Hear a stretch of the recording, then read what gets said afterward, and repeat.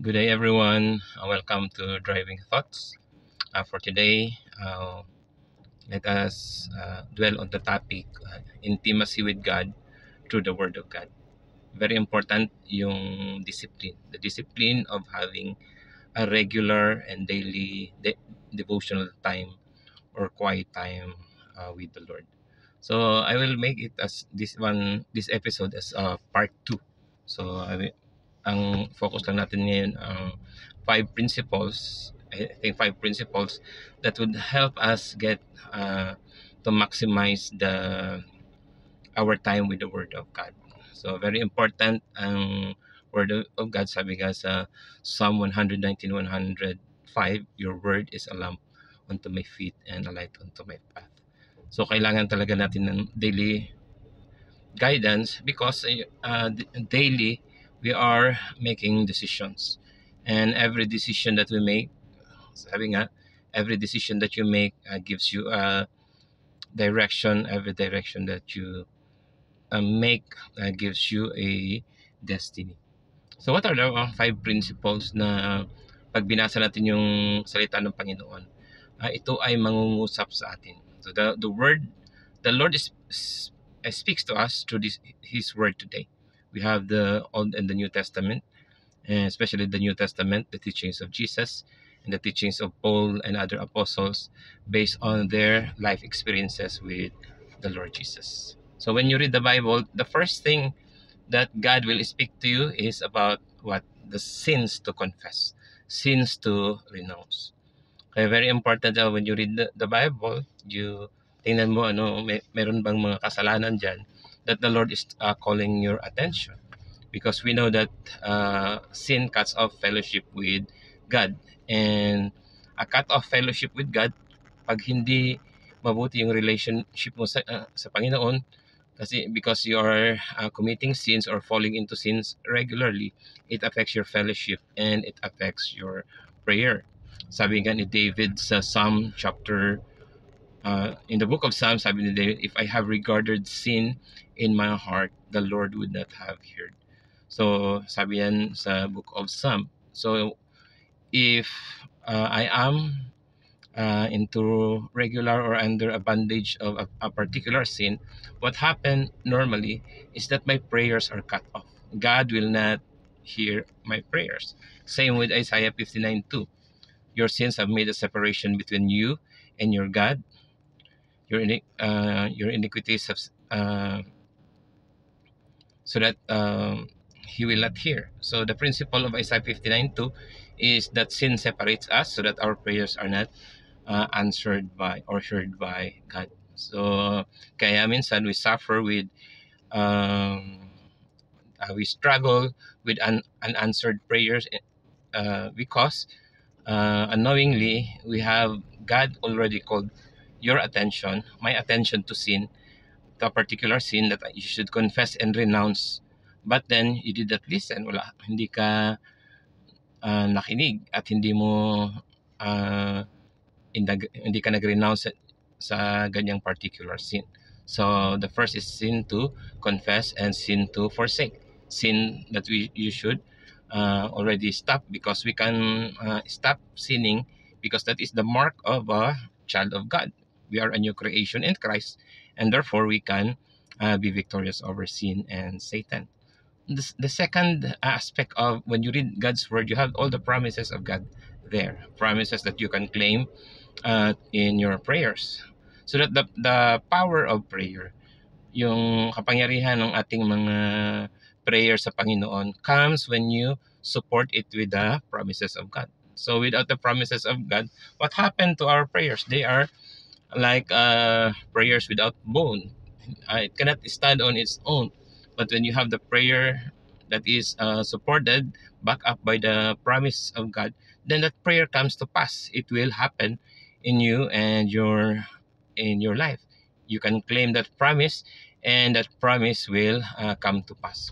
Sabi nga sa Isaiah 55:11, so my word does not return to me void, but will accomplish the purpose for which I have sent it. So yan yung second benefit when you read the Word of God. You have the promise of God to claim through fervent praying. The third is examples. The Bible provide us with the greatest example. And of course, the greatest example of every believer in Christ is Christ himself.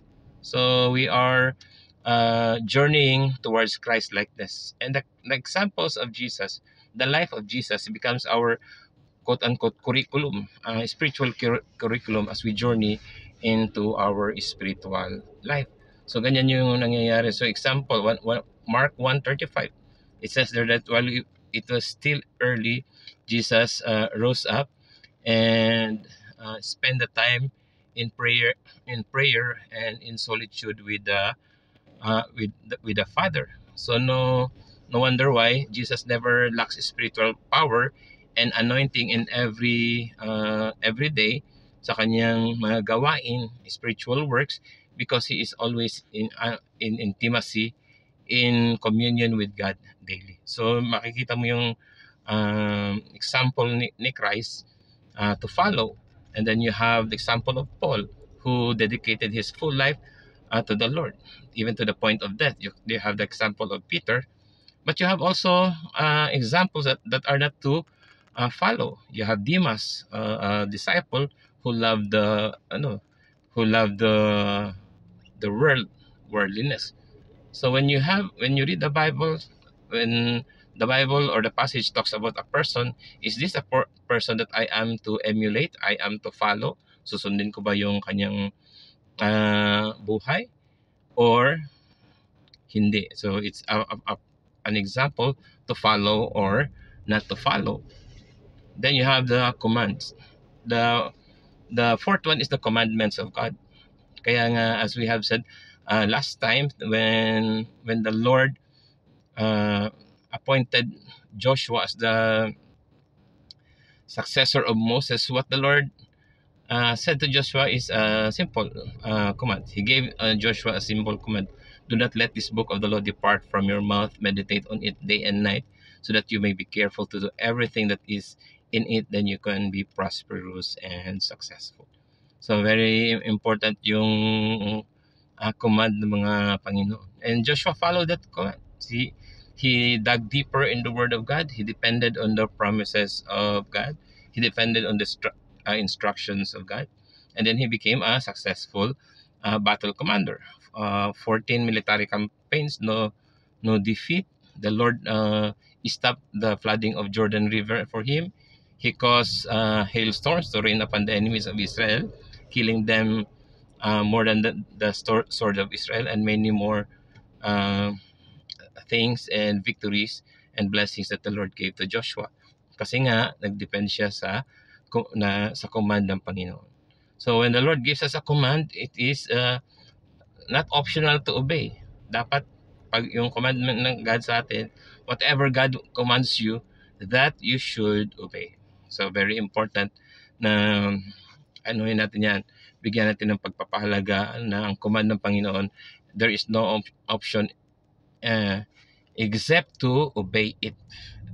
Kaya nga sabi ng Panginoon kay Joshua, be careful to do everything that is written in it. It must be partial, and it must not be partial but total obedience to the command of God. It must be prompt obedience and not delayed obedience. For we said, and there is no such thing as partial obedience.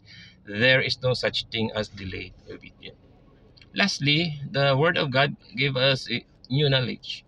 It gives us new insight that to guide us in the way that we should go, and it strengthens us because, for example, 2 Corinthians 5:17 says that if we are in Christ, we are a new creation. So the old has gone totally. There is no trace of the old person. So kaya natin magbago because we are a new creation in Christ. John chapter 1 verse 12. Whoever receives Christ was given the right to become God's children. So what is your new knowledge? It talks about your new identity in Christ. You are a new creation in Christ. You are a son or a daughter of God. So there are a lot of knowledge about there, and especially knowledge of who you are in Christ, knowledge of our identity in Christ. Why is it very important to have a strong grasp sa iyong identity in Christ. Because when you have a strong grasp of your identity, you have security, you have in Christ, you have assurance in Christ. So hindi ka basta-basta na hindi ka basta-basta nasishaken kung ano ang mga attacks ng enemy sa buhay. So you have security, you have uh, you are secured in Christ, you have the assurance in Christ, and because of that, you know who you are, then you know how to live. The Bible says that we are a chosen generation, a royal priesthood, a people belonging to God. So that is our identity. We are no longer called sinners, we are already called saints according to the Bible.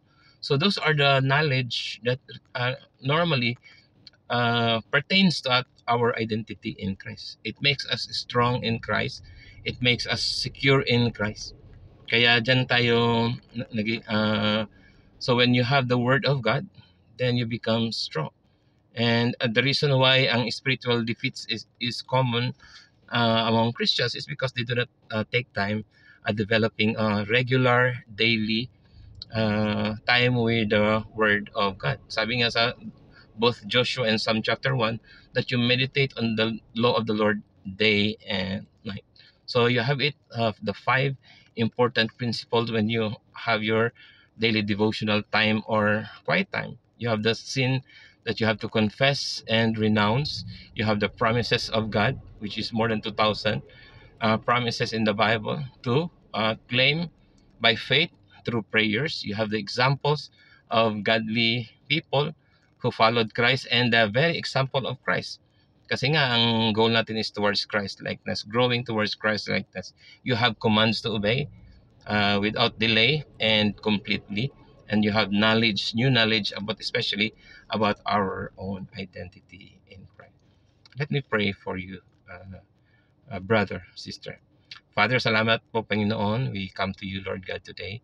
Thank you for reminding us about the five, at least five principles and benefits, Lord, in reading the Word of God and encouraging us all the more to truly have that discipline, daily discipline, to truly make time, to create time, space of time, Lord, for us to truly meditate, oh Lord God, in your Word, so that we may be able to obey it completely. Then we can be prosperous and successful. Bless all who have seen this video today, and bless them with every spiritual blessing in the heavenly places through Christ Jesus, our Lord and Savior.